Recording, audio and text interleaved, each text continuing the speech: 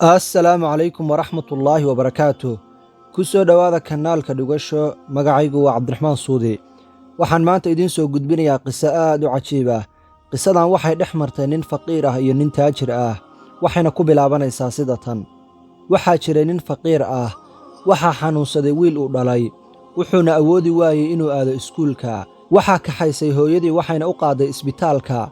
Baaritaan kadib dhakhtarkii wuxuu u qoray warqad dheer oo daawooyin ah, wuxuuna u sheegay inay si degdeg ah ugu soo gado kadibna ay siiso wiilkeeda. Hooyadii waxay ku soo laabatay gurigii iyadoo murugaysan, iyadoona sugaysa inta uu shaqada ka soo laabanayo ninkeeda si uu u siiyo lacagta daawada. Laakiin aabbihii wuxuu yimi gabalgaabkii isagoon wax lacaga wadin. Labadii waalid way murugoodeen.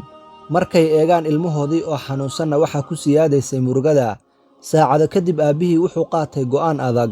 Wuxuu xaaskiisa ka qaaday warqaddii daawooyinka ay ku qornaayeen, wuxuuna ka ballan qaaday inuu u imaanayo isagoo wada daawooyinka.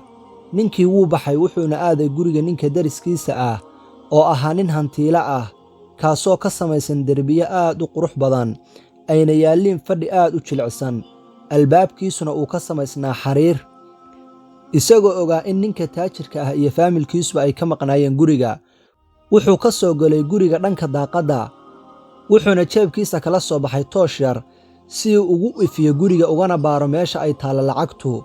Wuxuuna guda galay inuu baaro gurigii, ilaa ugu dambayntii uu ka helay khaanad ay ku jiraan jawharado iyo lacag.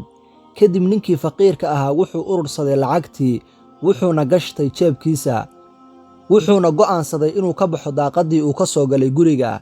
Markuu aaday dhanka daaqadda waxay indhihiisu qabteen boor. Wuxuu aaday dhankii boorka, kadibna wuxuu ku arkay xadiis uu yidhi nabigeenna sallallahu calayhi wasallam, kaasoo micnihiisu yahay: qofna shay ugama tago ilaahay dartiis ilaa ilaahay wuxuu ugu beddelaa wax ka khayr badan. Ninkii waxa uu dhowr mar akhriyay xadiiskii, qalbigiisuna wuu jilcay, ilin ayaana soo dhaaftay. Wuxuuna naftiisa ku yidhi, sidee baan gacantayda wax ugu xaday anigoo mar walba ku tasbiixsada iyada. Ninkii faqiirka ahaa wuxuu fadhiistay dhulka wuxuuna eegay samada isagoo leh: ilaahayow i cafi, ilaahayow i saamax, ilaahayow ii kaalmee. Kadibna wuxuu lacagtii ku celiyey khaanaddeedii, wuxuuna go'aansaday inuu ka baxo daaqaddii uu ka soo galay. Intuu u sii socday dhanka daaqadda, waxaa ka dhacay warqaddii daawooyinku ay ku qornaayeen.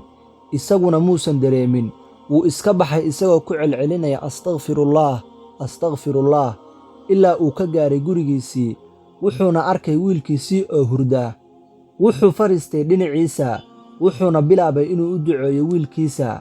Wax yar kadib ninkii qaniga ahaa wuxuu ku soo laabtay gurigiisii, wuxuuna si kadis ah u arkay warqaddii daawooyinka oo taalla daaqadda hoosteeda. Wuu soo qaaday warqaddii isagoo degdegaya, wuuna soo iibiyey daawooyinkii oo dhan, wuxuuna u keenay ninkii faqiirka ahaa. Ninkii qaniga ahaana wuxuu bilaabay inuu u cududaarto ninkii faqiirka ahaa, isagoo ku leh: waxaan ku mashquulay shaqadayda ee iga raalli ahaw haddii aan kaa soo daahay. Maalmo kadib waxaa caafimaaday wiilkii. Ninkii hodanka ahaana wuxuu bilaabay inuu siiyo ninka faqiirka ahaa furaha qayb ka mida gurigiisa si ay ugu noolaadaan isaga iyo reerkiisa. Ninkii faqiirka ahaa wuu ilmeeyey farxad darteed, wuxuuna bilaabay inuu ku celceliyo xadiiskii nebiga sallallahu calayhi wasallam ee uu ku dhaqmay. Dhammaan noloshiisiina way isbeddeshay. Saaxiibayaal, intaas ayay ku dhammaatay qisadeennii quruxda badnayd. Waxaana ka faa'iidaynaa qisadan: 1. Haddii aad ilaahay dartiis wax dembi ah uga tagto, in ilaahay kuugu beddelayo wax ka khayr badan. 2. Inaan iscaawinno oo iskaalmayno. waxaa qisadan idiin soo gudbinaya anigoo ah walaalkan Cabdiraxmaan Suudi. Haddaba haddaad ka heshay qisadan, fadlan like saar si uu meel dheer u gaaro muuqaalku, channelkana subscribe dheh. Mahadsanid. Intaan qisadan qisadeena xigta ku kulmi doono. Wassalaamu calaykum waraxmatullaahi wabarakaatuh.